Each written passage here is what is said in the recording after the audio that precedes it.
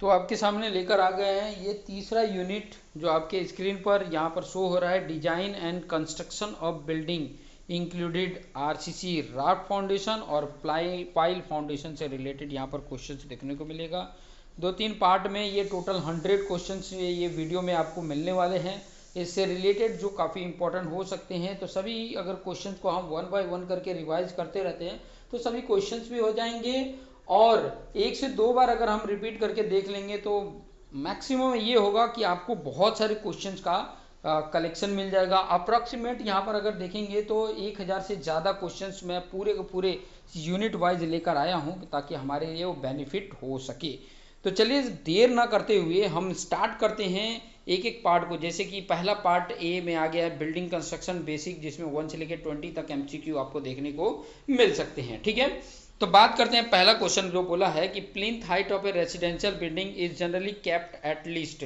Plinth height जो रखा जाता है वो जनरली कितना होता है, तो ये हमने ध्यान में रखना है 450 mm होता है प्लिंथ हाइट, ये जनरली रखा जाता है। ठीक है, तो 450 mm हाइट है। बाकी तो बहुत सारी एशिया में अपने हिसाब से रख देते हैं, लेकिन ये जनरली नॉर्मली इतना रखा जाता है। 450 mm बोला जाए तो 45 सेंटीमीटर रखा जाता है। ठीक है, तो ये हमने ध्यान में रखना है। नेक्स्ट बात करते हैं the main function of lintel is. जो लिंटल जो लगाया जाता है द मेन फंक्शन उनका क्या होता है, तो वो होता है to disturb load over opening. ठीक है, जो ओपनिंग है उसका जो लोड है वो डिस्ट्रीब्यूट हो सके। ठीक है, डिस्ट्रीब्यूट होने के लिए ये किया जाता है। जैसे कि आपको मैं बोलूँ विंडो है, डोर है, तो उसके ऊपर वाला जो रहता है ना उसमें लिंटल प्रोवाइड किया जाता है। तो ये हमने ध्यान में रखना है।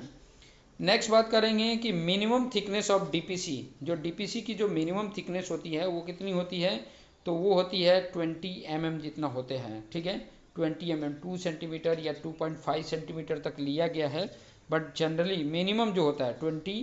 ठीक है, 2.2 से लेकर 2.5 या 3 के बीच में ही रहता है, तो ये हमने ध्यान रखना है। तो मिनिमम 2 सेंटीमीटर तो होना ही चाहिए डीपीसी का thickness. The minimum height of parapet wall, ये भी हमने देख लिया है, 1000 mm बोला जाए या 1 मीटर होता है। जो पैरापेट वॉल बनाते हैं रूफ के ऊपर चारों तरफ वॉल जो बनाते हैं ना, रूफ के ऊपर छत के ऊपर चारों तरफ वॉल जो बनाते हैं उसको पैरापेट वॉल बोलते हैं। उसकी जो मिनिमम हाइट होती है वो होती है 1 मीटर बोलो या 1000 mm बोलो, बात एक ही हो गया। फिर बाद में बोला संकेन फ्लोर जो होता है आर यूजली प्रोवाइडेड। जो संकेन फ्लोर प्रोवाइड किया जाता है वो होता है बाथरूम या WCB में प्रोवाइड किया जाता है संकेन फ्लोर।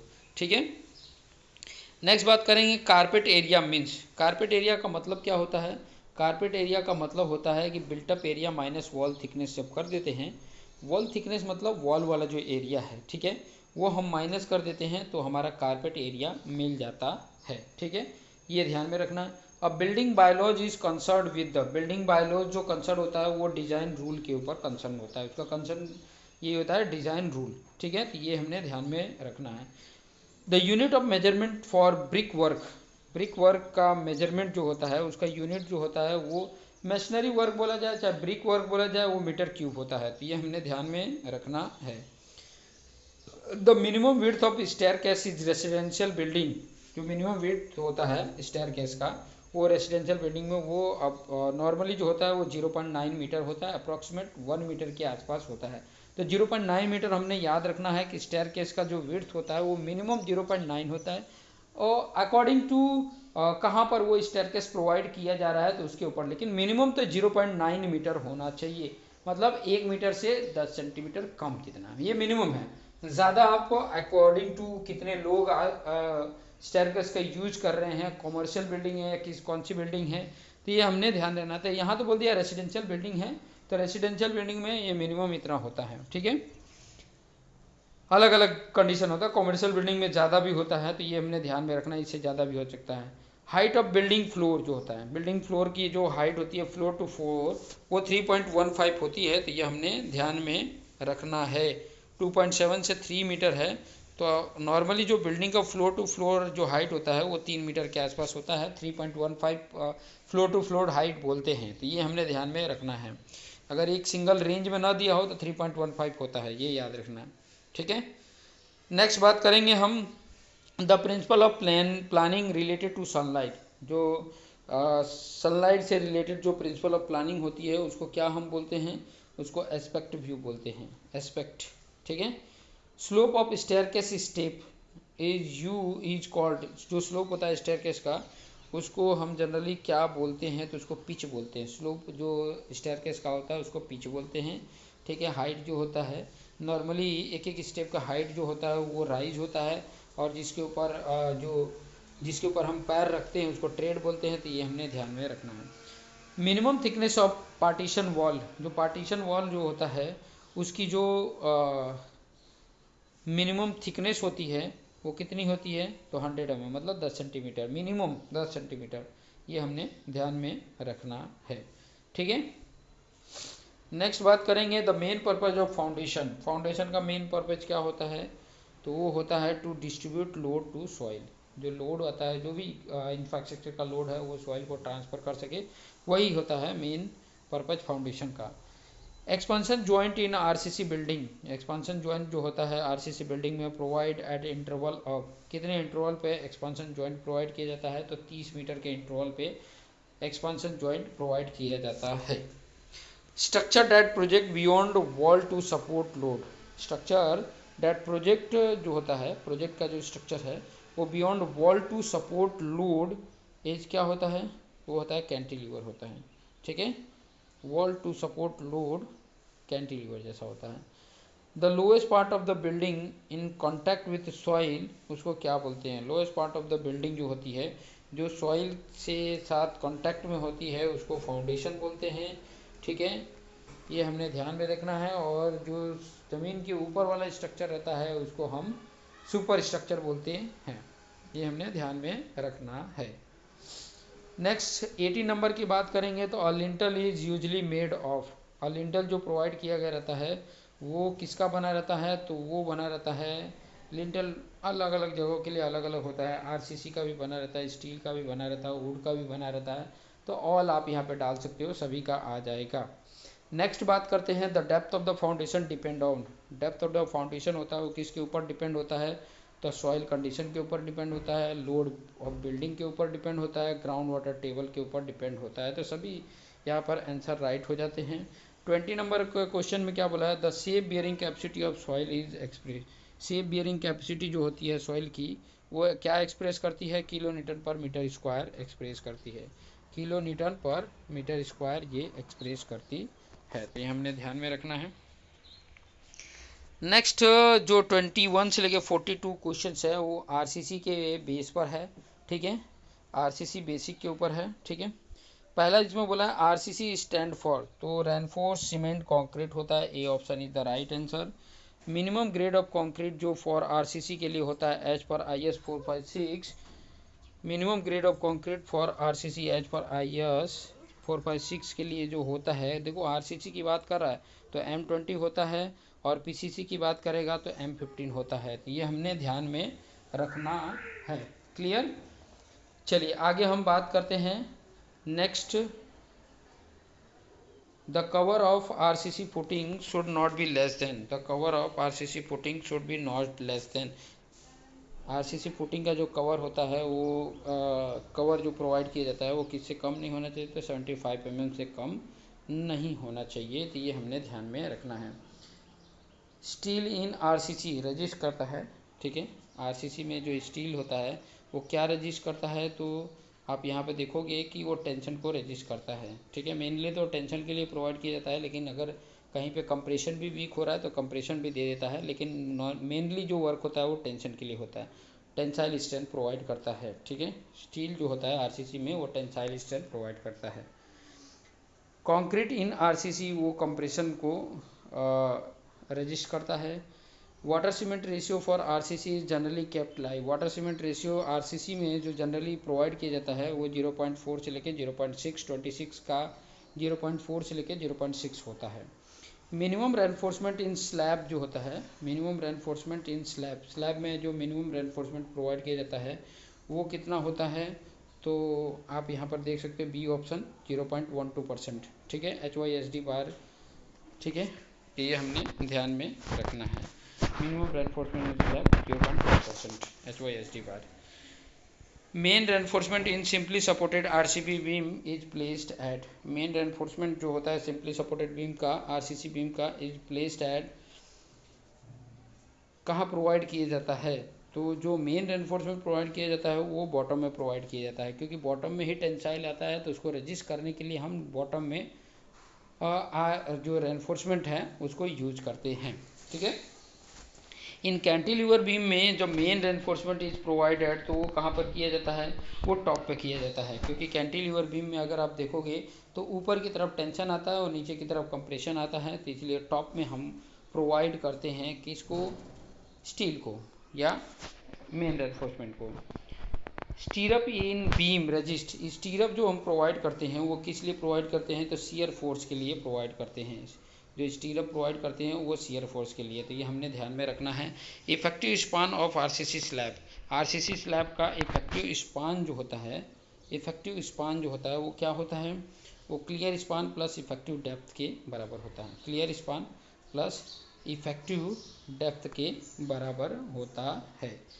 नेक्स्ट बात करेंगे कि जो फ्लैट स्लैब होता है आर सपोर्टेड डायरेक्टली, क्या होता है? कॉलम के डायरेक्टली सपोर्टेड होता है, कॉलम के। Flat slab are supported directly column, column के ऊपर डायरेक्टली सपोर्टेड होता है।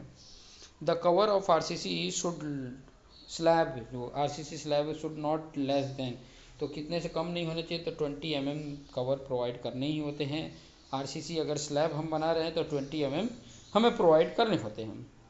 मॉडुलस ऑफ इलास्टिसिटी स्टील की जो अप्रॉक्सीमेटली होती है वो 2 × 10⁵ न्यूटन पर mm² होती है। बी ऑप्शन यहाँ पर राइट है।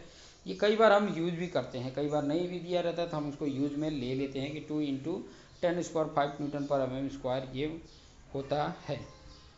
Permissible stress in steel in limit state design में जो करते हैं परमिसिबल स्ट्रेस, वो क्या होता है? तो Fy/1.15, स्टील के लिए 1.15 और कंक्रीट के लिए क्या करते हैं?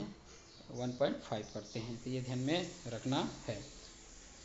Maximum free water cement ratio for RCC exposure की बात करेंगे। मॉडरेट के लिए, आरसीसी एक्सपोजर मॉडरेट के लिए वाटर सीमेंट रेशियो कितना होता है? तो वो 0.5 होता है, तो ये हमने ध्यान में रखना है।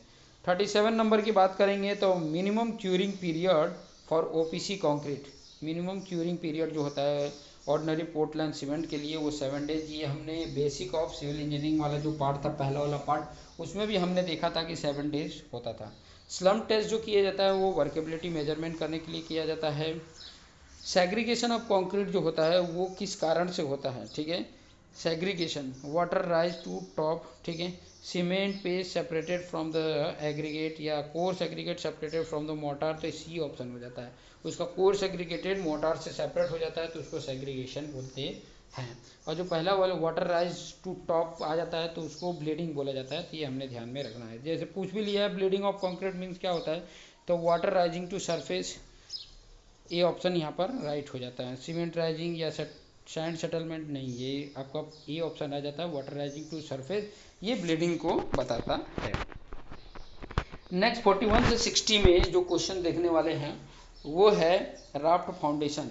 देखिए मैं ये जो क्वेश्चंस बता रहा हूँ, अगर आपको अच्छा लग रहा है तो लाइक भी कर दीजिए, सब्सक्राइब भी कर दीजिए, और अगर ये जो नोट्स है इसके पीडीएफ चाहिए आपको रिवाइज करने के लिए, तो आपको ये जो नोट्स है वो 20 रुपीज़ में आपको मिल जाएगा। आपको स्क्रीन पर स्टार्टिंग में ही दिख गया होगा उसका व्हाट्सअप नंबर, उस पर कॉन्टैक्ट करिए, 20 रुपीज़ पे करिए, आपको ये पीडीएफ भेज देंगे। ठीक है, नेक्स्ट बात करते हैं, raft foundation is called, raft foundation क्या होता है? तो मैट फाउंडेशन और राफ्ट फाउंडेशन एक ही होता है, तो ये हमने ध्यान में रखना है। मैट जैसा होता है, सभी जितने भी कॉलम है उनका एक ही बार सब कुछ फोटिंग हो जाता है, तो उसी को राफ्ट फाउंडेशन बोलते हैं।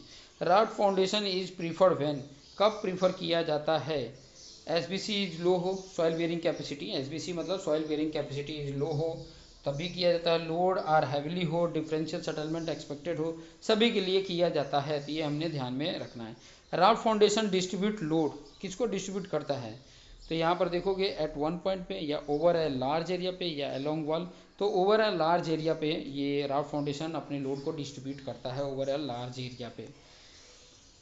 आगे बात करते हैं, the thickness of raft slab usually varies, कहाँ से कहाँ तक होता है? राफ्ट स्लैब जो है वो उसका थिकनेस जो है वो वेरी करता है, कहाँ से कहाँ तक करता है? तो 200 से लेकर 300 mm तक वो थिकनेस जो होता है वो वेरी करता है 200 से 3 मतलब 20 सेंटीमीटर से 30 सेंटीमीटर। की बात कर रहा है तो 20 सेंटीमीटर से 30 सेंटीमीटर तक ये स्लैब का जो थिकनेस रहता है वो आ जाता है। Reinforcement in raft is usually placed, जो रेनफोर्समेंट राफ्ट का यूजली प्लेस किया जाता है वो किस तरीके से किया जाता है, तो वो 2 वे में किया जाता है। रेनफोर्समेंट इन राफ्ट यूजली प्लेस 2 वे, ठीक है। Cover for raft foundation RCC should not be less than, उससे कम नहीं होना चाहिए, तो वो होता है 75 से कम नहीं होना चाहिए, 7.5 सेंटीमीटर से कम नहीं होना चाहिए। ये ध्यान में रखेंगे। राफ्ट फाउंडेशन के लिए कवर इतना दिया जाता है, इसे ज़्यादा दे सकते, कम नहीं देना है। Raft foundation is economically when foundation occur, foundation जब भी अकर करते हैं तो क्या होता है 50% एरिया से ज़्यादा होना चाहिए, 50% एरिया से ज़्यादा होना चाहिए, वो तब इकोनॉमिकली होगा। Raft foundation are use in, कब यूज करते हैं, जब वाटर टैंक हो, मल्टी स्टोरी बिल्डिंग हो, इंडस्ट्रियल बिल्डिंग हो, ये सभी हो तब हम राफ्ट फाउंडेशन का यूज करते हैं। नेक्स्ट आ जाते हैं, the settlement in raft foundation is generally, settlement जो होता है राफ्ट फाउंडेशन का वो जनरली कब होता है, जब लेस देन आइसोलेटेड फुटिंग होता है, आइसोलेटेड फुटिंग लेस देन होता है तभी सेटलमेंट ऑफ राफ्ट फाउंडेशन होता है। Raft foundation are suitable for, किसके लिए सुटेबल होता है, ठीक है। राफ्ट फाउंडेशन जो होता है वो किसके लिए सुटेबल होता है, तो यहाँ पर सॉफ्ट सॉइल के लिए सुटेबल होता है। यहाँ पर 10 क्वेश्चन यहाँ पर मिसिंग है, तो उसमें घबराना नहीं है, बाकी के जो क्वेश्चन से आपको मिलते जा रहे हैं, तो थोड़ा सा आपने पेशेंसली ध्यान में रखना है कि यहाँ पे कुछ क्वेश्चंस मिसिंग हो जा रहे हैं, बट अप्रॉक्सीमेटली देखिए यहाँ पर 50 तक तो हुआ ना, 50 क्वेश्चन तो हो ही गया, आगे भी क्वेश्चन सही हैं, जैसे कि पाइल फाउंडेशन से रिलेटेड मे भी हो सकता है कि इसमें भी 60 से लेके 70 के बाद 10 गैपिंग हो, 10 ही दिया हो सकता है, नहीं इसमें है, ठीक है। चलिए 10 क्वेश्चन मिसिंग है, 90 क्वेश्चन है, ठीक है। पाइल फाउंडेशन जो है वो क्या बोल रहा है, पाइल फाउंडेशन किसको बोलते हैं, ठीक है। शैलो फाउंडेशन को, डीप फाउंडेशन को, कंबाइंड फुटिंग को, तो डीप फाउंडेशन को पाइल फाउंडेशन बोला जाता है। पाइल ट्रांसफर लोड, क्या लोड की बात कर रहा है, तो एंड बेयरिंग हो या स्किन फ्रिक्शन हो, ये दोनों के लिए होता है pile transfer load by end bearing या स्किन फ्रिक्शन के द्वारा। Under ream pile are suitable for, under ream जो पाइल होता है वो किसके लिए सुटेबल होता है, तो एक्सपेंसिव सॉइल जो है उसके लिए सुटेबल होता है। मॉन्ट मेरेलोमाइट जो होता है ना वो एक्सपेंसिव सॉइल होता है, तो उसके लिए ये सुटेबल होता है। अंडर रिम पाइल किसके लिए सुटेबल होता है, मॉन्ट मेरेलोराइट हो या एक्सपेंसिव सॉइल हो उसके लिए सुटेबल होता है। Piles connected eight top bye RCC slab, यहाँ पे बोल दिया है कि पाइल जो होता है कनेक्टेड होता है टॉप पे by RCC slab is called, उसको क्या बोलते हैं, पाइल कैप बोलते हैं। पाइल जो कनेक्टेड होता है टॉप पे आरसीसी स्लैब के द्वारा, तो वो होता है पाइल कैप बोलते हैं। Timber pile are generally use for, timber pile जो जनरली यूज किया होता है वो टेम्परेरी वर्क के लिए किया जाता है, ठीक है। The spacing of pile is generally, जो स्पेसिंग ऑफ पाइल की जो स्पेसिंग होती है वो जनरली कितनी होती है, 2.5 से लेके 3D तक होता है, ठीक है। 2.5 से लेके 3D तक इतनी स्पेसिंग होती है, उसकी डेप्थ जो होती है उसके 2.5 गुना से 3 गुना जितना स्पेसिंग होती है पाइल टू पाइल के बीच में। ड्रिवन पाइल जो होता है उसको क्या बोला जाता है, तो उसको प्रीकास्ट और ड्रिवन इनटू ग्राउंड होता है, उसको ड्रिवन पाइल बोला जाता है। निगेटिव स्क्रीन फ्रिक्शन का मतलब क्या होता है, निगेटिव मतलब डाउनवर्ड, ध्यान रखना, निगेटिव मतलब डाउनवर्ड, ये ध्यान रखना, ये पहले भी क्वेश्चन आ चुका था सॉइल में। पाइल रजिस्ट करता है, पाइल क्या रजिस्ट करता है, तो वर्टिकल लोड को, लेटरल लोड को, अपलिफ्ट लोड को, इन सभी को ये पाइल जो होता है वो रजिस्ट करता है। Steel pile need protection against, steel pile जो को जरूरत होती है प्रोटेक्शन की, किसके अगेंस्ट में, तो कोरोजन को, कोरोजन न लगे उसी के अगेंस्ट में हमें प्रोटेक्शन देने की जरूरत पड़ती है। Pile foundation is use when, कब जरूरत होती है, जब soil near surface is weak, heavy load exist करता हो, वाटर टेबल इज हाई हो, इन सभी के लिए किया जाता है, ठीक है। ये ध्यान में रखेंगे। The diameter of pile is generally, जो डायमीटर ऑफ पाइल होता है वो जनरली क्या होता है, वो 300 से लेकर 1200 mm तक होता है। Diameter of pile is generally 300 to 1200 mm। Pile driven formula is use to determine, pile driven formula जो होता है वो जनरली यूज किया जाता है क्या डिटरमाइन करने के लिए? पाइल ड्राइविंग फार्मूला, वो होता है bearing capacity. Pile driving formula bearing capacity find out करने के लिए होता है। अच्छा, बैटर पाइल जो यूज किया जाता है वो किसको रजिस्ट करता है? बैटर पाइल जिसको बोलते हैं, वो लेटरल लोड जो होता है उसको रजिस्ट करने के लिए बैटर पाइल यूज किया जाता है। Piles in drop transfer load through, piles group में अगर बात किया जाए कि piles in group transfer load through pile cap के थ्रू को ट्रांसफर कर दिया जाता है। Load carrying capacity of pile depend on, load carrying capacity pile की होती है वो किसके ऊपर डिपेंड होती है? तो सॉइल टाइप के ऊपर भी, पाइल मटेरियल के ऊपर भी, लेंथ एंड डायमीटर के ऊपर, सभी के ऊपर ये डिपेंड होते हैं। सीड पाइल जो होता है वो यूज किया जाता है किसके लिए? तो ये सभी के लिए होता है, अर्थ रिटेनिंग स्ट्रक्चर हो या वाटर फ्रंट वर्क हो या रिवर ट्रेनिंग वर्क हो, इन सभी के लिए किया जाता है। बोर्ड पाइल अगर बात करेंगे, बोर्ड पाइल जो होता है वो उसको और किस नाम से जानते हैं? तो cast and situ pile, bored pile बोला जाए या कास्ट एंड सीटू पाइल, ये दोनों एक दूसरे के नाम हैं, ये ध्यान में रखना है। पाइल ग्रुप एफिशिएंसी की बात करेंगे, पाइल ग्रुप एफिशिएंसी की बात करेंगे तो वो लेस देन 1 होता है, पाइल ग्रुप एफिशिएंसी वो लेस देन 1 होता है। Typical spacing of friction pile, typical spacing जो होती है वो भी स्पेसिंग जो होती है पाइल की वो तो हमने बात ही कर लिया था, 2.5 से 3 डेप्थ जितना होता है। मिसलेनियस क्वेश्चन भी आ जाता है, 20 क्वेश्चन मिसलेनियस भी है कि ताकि हम उससे रिलेटेड आइडिया मिल सके कि ऐसे टाइप के क्वेश्चंस आ गए, एक से दो बार अगर हम रिवाइज करते हैं ना तो डेफिनेटली हमारे पास मैक्सिमम क्वेश्चन मिल जाते हैं। और कुछ कुछ ऐसे क्वेश्चन होते हैं जो समझ में नहीं आते हैं तो उसको हम गूगल कर लें, चैट जीपीटी कर लें कि ताकि हमें उससे रिलेटेड आइडियाज मिल जाए। हालांकि ट्राई करें कि उससे रिलेटेड जो प्रैक्टिकल परफॉर्म किए जाते हैं, वो जो बनाए जाते हैं, उसको अगर एक बार देख लें तो हमें काफी ज्यादा आइडिया मिल जाती है। जैसे मिसलेनियस क्वेश्चन में है 81 से लेके 100 नंबर तक क्वेश्चन है। The strength of first class brick, बहुत इंपॉर्टेंट है, फर्स्ट क्लास ब्रिक का जो स्ट्रेंथ होता है वो एटलीस्ट कम कितना होता है? तो ये हमने पहले भी देख लिया था, 7.5 न्यूटन पर एमएम स्क्वायर जितना होता है। इनिशियल सेटिंग टाइम जो ओपीसी सीमेंट की होती है वो कितना होती है? 30 मिनट होती है। Initial setting time OPC 30 minute, final setting time 600, ठीक है, 600 मिनट बोलो या 10 आवर बोलो। स्पेसिफिक ग्रेविटी ऑफ सीमेंट की बात करेंगे, सीमेंट का तो 3.15 होता है, याद कर लेंगे। सीमेंट का maximum water absorption of good brick वो 20% होता है, बट अभी नॉर्मल जो हो गया maximum water absorption good brick के लिए वो 15% हो गया है, तो ये ध्यान में रखेंगे, ठीक है। Finance modulus of indicate, finance modulus indicate करता है क्या? ग्रेडिंग ऑफ एग्रीगेट को, finance modulus of indicate grading of aggregate को इंडिकेट कर रहा है। Finance modulus of indicate grading of aggregate. Bulking of sand जो होता है, बल्किंग ऑफ सैंड ये क्या बताता है? मॉइस्चर कंटेंट बताता है, ठीक है, मॉइस्चर कंटेंट है इसलिए उसको बल्किंग ऑफ सैंड बोला जा रहा है। Workability of concrete increase, workability of concrete increase हो रहा है, इसका मतलब क्या हो रहा है? या तो वाटर ज्यादा है या लार्जर एग्रीगेट है, लार्जर साइज का एग्रीगेट है, या लेस सीमेंट है, तो यहाँ पे कौन सा होगा? मोर वाटर के कारण वाटर वर्केबिलिटी इंक्रीज करता है, ठीक है, तो ये ध्यान में रखेंगे। टिम्बर सीजनिंग जो होता है वो इम्प्रूव होता है, टिम्बर सीजनिंग इम्प्रूव क्या करता है? तो स्ट्रेंथ को भी, ड्यूरेबिलिटी को भी, वर्केबिलिटी को भी, इन सभी को ये इम्प्रूव करता है टिम्बर सीजनिंग, ठीक है। Fire resistance of RCC is due to, fire resistance RCC किस कारण? तो स्टील या कंक्रीट कवर या water content, none of the above, तो ये होता है कंक्रीट कवर। फायर रेजिस्ट क्यों करता है आरसीसी में? तो कंक्रीट कवर की वजह से, ठीक है।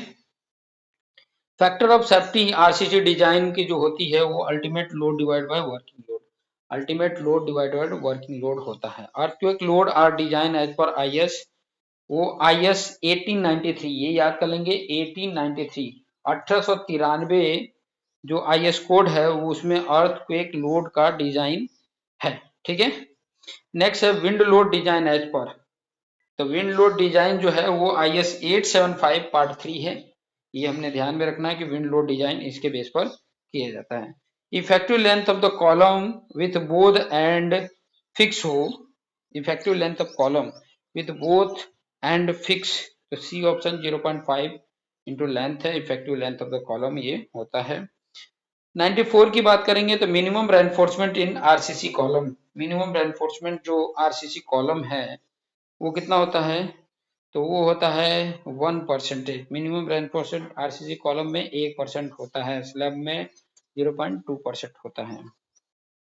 Maximum reinforcement in RCC column, maximum जो होता है वो कितना होता है, वो तो 6% होता है, और जो मिनिमम होता है वो होता है 1%, 6% तक।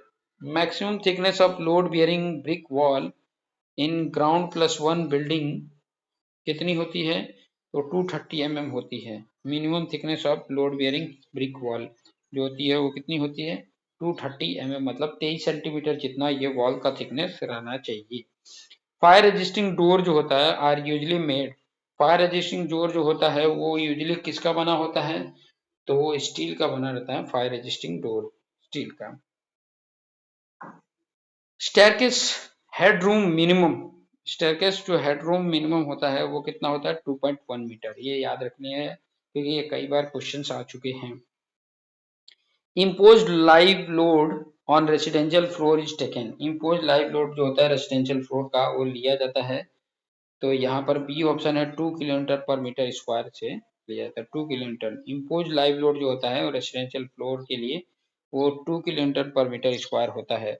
और लास्ट जो the main objective of foundation क्या होता है, लोड ट्रांसफर, स्टेबिलिटी और सेफ्टी, इन सभी का आंसर राइट है, तो ये हमने ध्यान में रखना है।